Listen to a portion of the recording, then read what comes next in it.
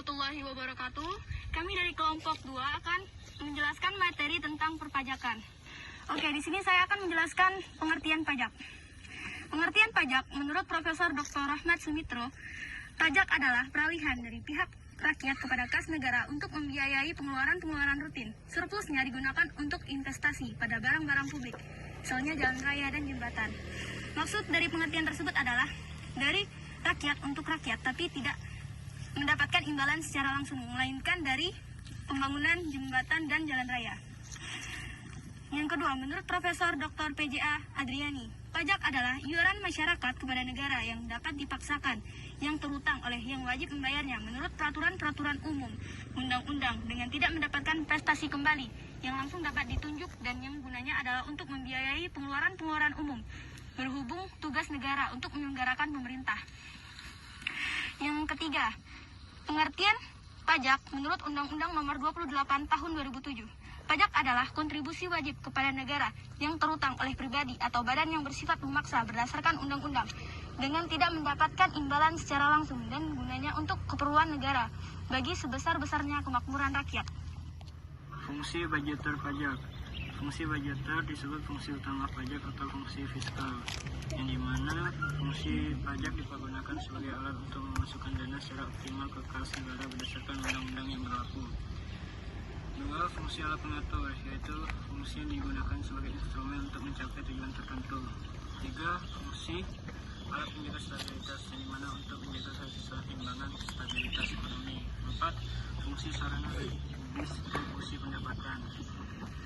Fungsi yang menggunakan dana untuk membiayai pembangunan infrastruktur seperti jalan raya dan jembatan.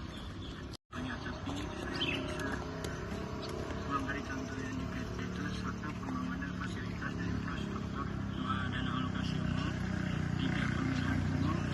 4. penegakan hukum. 5. Subsidi paket.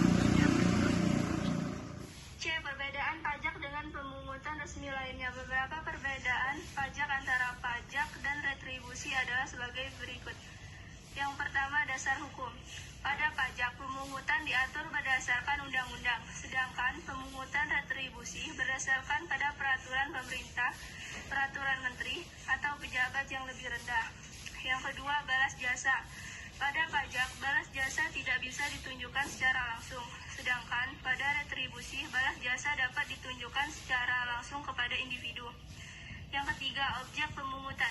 Pada pajak, pemungutannya dilakukan secara umum, artinya pajak berlaku pada setiap orang yang memenuhi syarat. Sedangkan pada retribusi, pemungutan hanya dilakukan untuk orang-orang tertentu yang menggunakan jasa pemerintah. Keempat, sifat dan sanksi. Pada pajak, pemungutan bersifat memaksa dan barang siapa tidak membayar, maka ia akan mendapat sanksi secara yuridis. Pada retribusi, pemungutan dapat dipaksakan, tetapi keputusan terakhir diserahkan pada pihak yang bersangkutan untuk membayar atau tidak. Yang kelima, lembaga pemungut. Pajak dapat dipungut oleh pemerintah pusat maupun pemerintah daerah, sedangkan retribusi hanya dipungut oleh pemerintah daerah saja. D. Asas pemungutan pajak. Yang pertama, asas equality, yang menekankan pentingnya keseimbangan berdasarkan kemampuan tiap subjek pajak. Yang kedua, asas certainty, yang menekankan pentingnya kepastian pemungutan pajak seperti kepastian hukum yang mengaturnya, kepastian subjek pajak, kepastian objek pajak, dan kepastian tata cara pemungutannya. Yang ketiga, asas conveniency of payment, yang menekankan pentingnya saat dan waktu yang tepat dalam memenuhi kewajiban perpajakan. Yang keempat, asas ekonomis, yang menekankan pentingnya prinsip ekonomi dalam pemungutan pajak. Warahmatullahi wabarakatuh. Di sini saya akan menjelaskan jenis-jenis pajak. Jenis pajak banyak ragamnya. Berdasarkan pihak yang menanggung, pajak dibedakan atas pajak langsung dan pajak tidak langsung. A. Pajak langsung direct tax. Pajak langsung adalah pajak yang dikenakan secara berkala terhadap seseorang atau badan usaha berdasarkan ketetapan pajak. Contoh pajak langsung adalah pajak penghasilan PPH dan pajak bumi dan bangunan PBB. B. Pajak tidak langsung indirect tax. Pajak tidak langsung adalah pajak yang dikenakan atas perbuatan atau peristiwa. Pemungutan pajak itu dipungut tanpa surat ketetapan pajak dan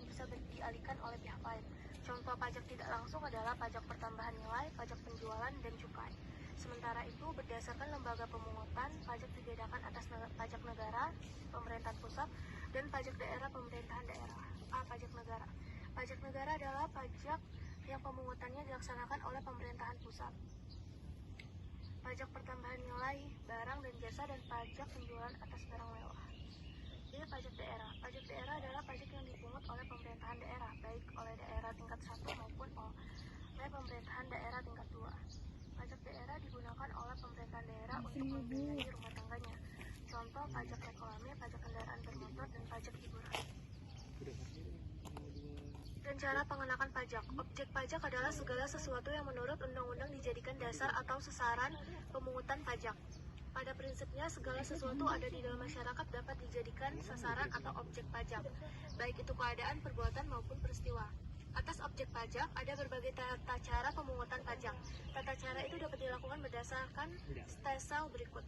A. Stelsel nyata. Stelsel ini menerangkan bahwa pemungutan pajak baru dapat dilaksanakan pada akhir tahun setelah mengetahui penghasilan sesungguhnya yang diperoleh dalam masa pajak yang bersangkutan. B. Stelsel anggapan. Dalam stelsel anggapan, pemungutan pajak dapat dilakukan pada awal tahun pajak. C. Stelsel campuran. Dalam stelsel ini berlaku pengenakan pajak pada awal tahun yang didasarkan pada suatu anggapan dan pada akhir tahun yang didasarkan pada suatu kenyataan. Sehingga menurut stelsel ini terjadi penghitungan kembali untuk menentukan masalah kelebihan atau kekurangan pajak. Saya akan menjelaskan tentang sistem pemungutan pajak di Indonesia. Berdasarkan sejarah, ada beberapa sistem pemungutan pajak yang pernah dilaksanakan di Indonesia. Sistem-sistem itu terbagi menjadi 3. Pertama, Official Assessment System.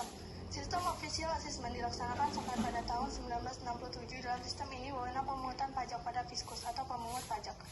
Fiskus berhak menentukan besarnya utang pajak orang pribadi maupun badan dengan mengeluarkan surat ketetapan pajak. Surat ini menjadi bukti timbulnya suatu utang pajak. Dalam sistem ini, para wajib pajak bersifat pasif dan menunggu ketetapan Fiskus mengenai utang pajaknya. Keadaan ini sering disalahgunakan oleh para fiskus untuk mencari kesempatan dalam kesempitan, terutama dalam proses negosiasi penetapan atau perhitungan besar pajak. Seringkali terjadi tawar-menawar antara fiskus dan wajib pajak. Kedua adalah semi-self-assessment system dan withholding system. Sistem semi-self-assessment dan withholding dilaksanakan pada periode 1968 sampai 1983. Semi-self-assessment sistem adalah suatu sistem pemungutan pajak yang pelimpahan wewenang untuk menentukan besarnya pajak yang terutang oleh seseorang berada pada kedua belah pihak, yaitu wajib pajak dan fiskus. Mekanisme dalam pelaksanaan sistem ini berdasarkan suatu anggapan bahwa wajib pajak pada akhir tahun menaksir sendiri besarnya utang pajak yang harus dibayar pada akhir tahun pajak. Besarnya pajak terhutang yang sesungguhnya ditetapkan oleh fiskus. Di Indonesia, sistem semi-self-assessment diterapkan dengan sistem withholding yang pada waktu itu dikenal dengan sebutan tata cara MPS atau menghitung pajak sendiri, dan MPO menghitung pajak orang. Withholding adalah suatu sistem pemungutan pajak di mana wewenang untuk menentukan besarnya pajak yang terutang oleh seseorang berada pada pihak ketiga dan bukan fiskus maupun oleh wajib pajak itu sendiri. Pada masa tersebut, besarnya angsuran pajak ditentukan oleh wajib pajak yang bersangkutan dan oleh pihak ketiga berdasarkan suatu anggapan. Sedangkan besarnya pajak yang terutang yang sesungguhnya akan ditetapkan kemudian oleh fiskus. Penerapan sistem ini pada hakikatnya sudah jauh lebih baik daripada sistem pemungutan sebelumnya. Namun di sini masih ditemukan penyelewengan oleh oknum pajak, seperti misalnya pembayaran pajak atau dasar kompromi. 3. Full Self-Assessment System. Sistem Full Self-Assessment dilaksanakan secara efektif pada tahun 1984 atas dasar perombakan perundang-undangan perpajakan pada tahun 1983. Sistem pembayaran pajak yang berlaku saat ini dilandasi oleh sistem pemungutan di mana wajib pajak boleh menghitung dan melaporkan sendiri besarnya pajak yang harus disetorkan. Sistem ini dikenal dengan sebutan Full Self-Assessment System dan pengertian ini jelas penekanannya adalah wajib pajak harus aktif menghitung dan melaporkan jumlah pajak terutama tanpa campur tangan dari fiskus. Sistem ini diberlakukan untuk memberi kepercayaan yang sebesar-besarnya bagi masyarakat guna meningkatkan kesadaran dan peran serta masyarakat yang menyetorkan pajak. Assalamualaikum warahmatullahi wabarakatuh. Di sini saya akan menjelaskan alur administrasi perpajakan di Indonesia.